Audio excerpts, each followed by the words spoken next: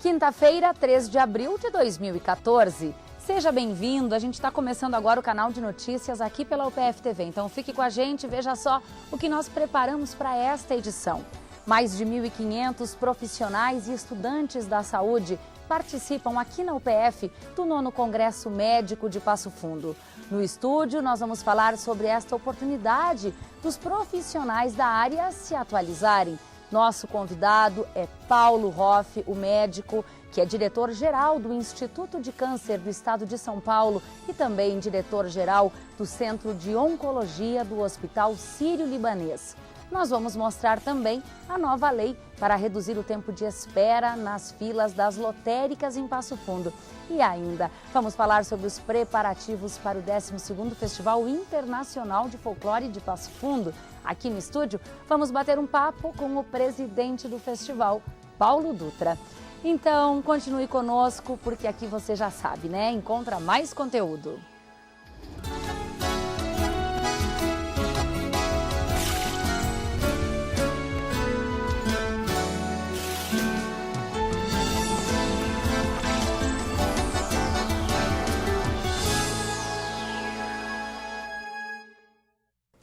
A 9ª edição do Congresso Médico de Passo Fundo já é considerada a maior de todas. Esse também já é o maior evento médico do estado e está reunindo aqui na UPF mais de 1.500 profissionais. Uma oportunidade para que estes profissionais se atualizem. O palestrante da noite de abertura do 9º Congresso Médico de Passo Fundo foi professor da Faculdade de Medicina da UPF durante 6 anos e da primeira turma que se formou no curso em 1975.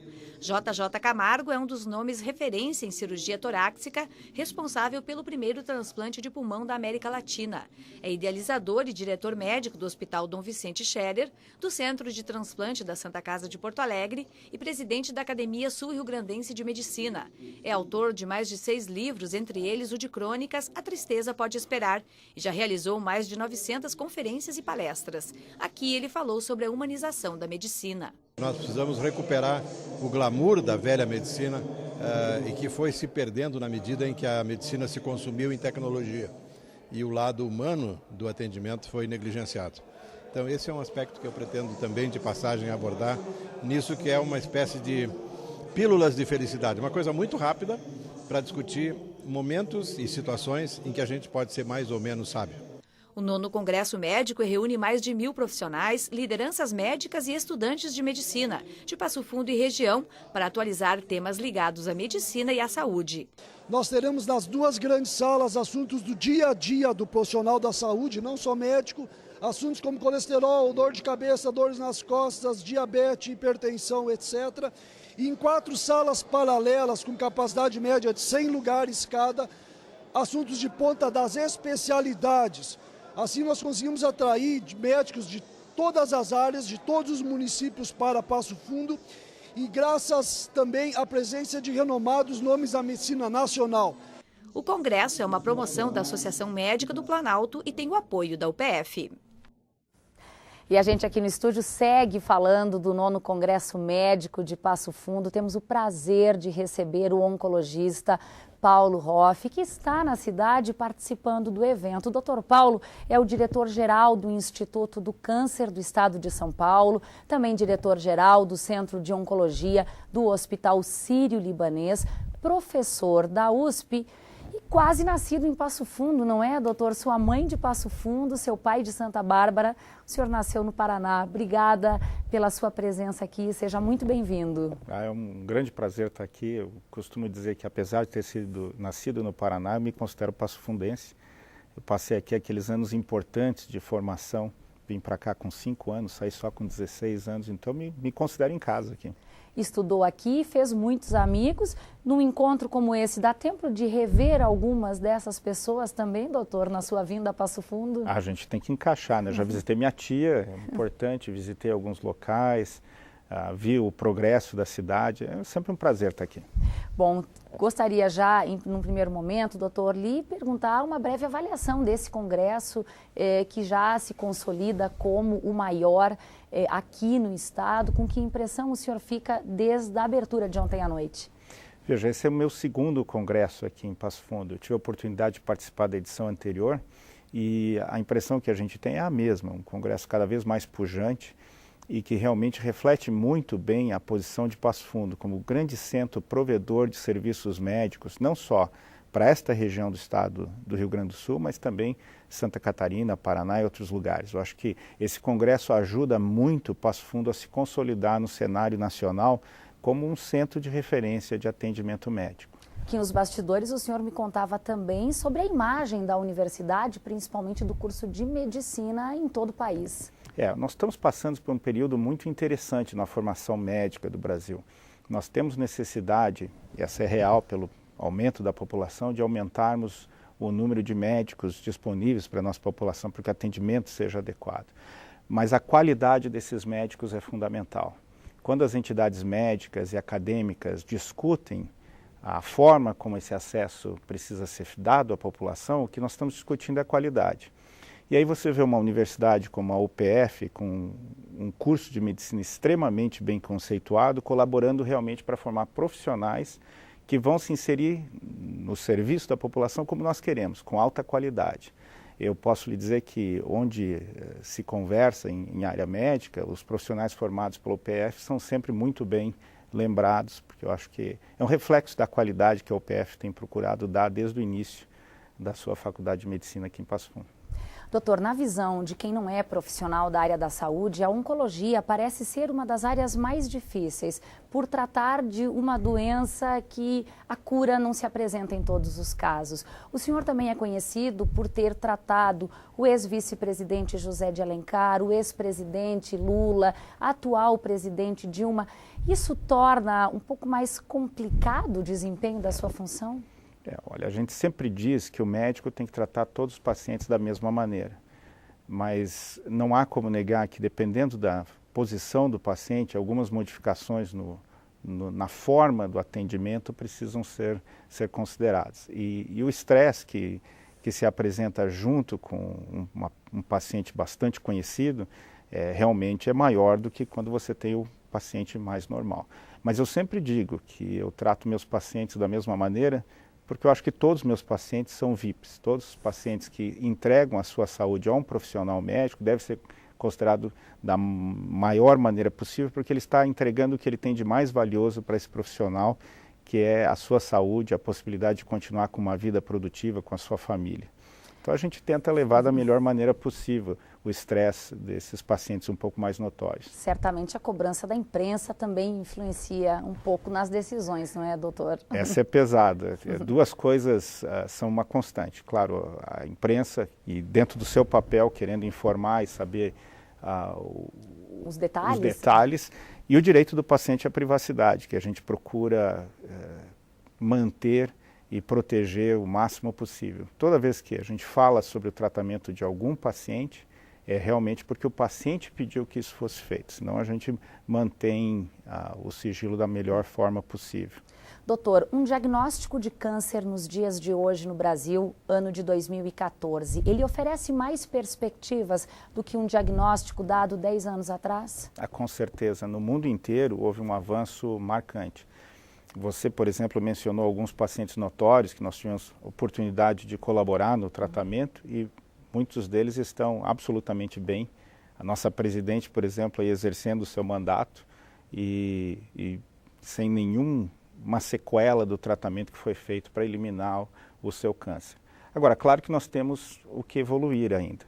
Se nós tratarmos os nossos pacientes como se trata nos Estados Unidos hoje, na Europa, todos, dá acesso no SUS a toda a tecnologia e os tratamentos disponíveis, as taxas de cura podem chegar próximos a 70%, ou seja, de cada 10 pacientes com câncer, 7 teriam a oportunidade de curar-se.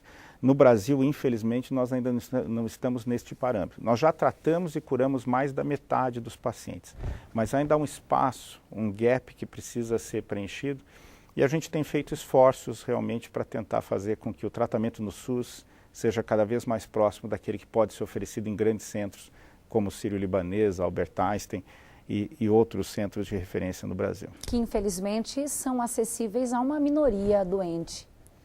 Hoje nós estimamos que não mais do que 30% dos pacientes com câncer sejam tratados pela saúde suplementar.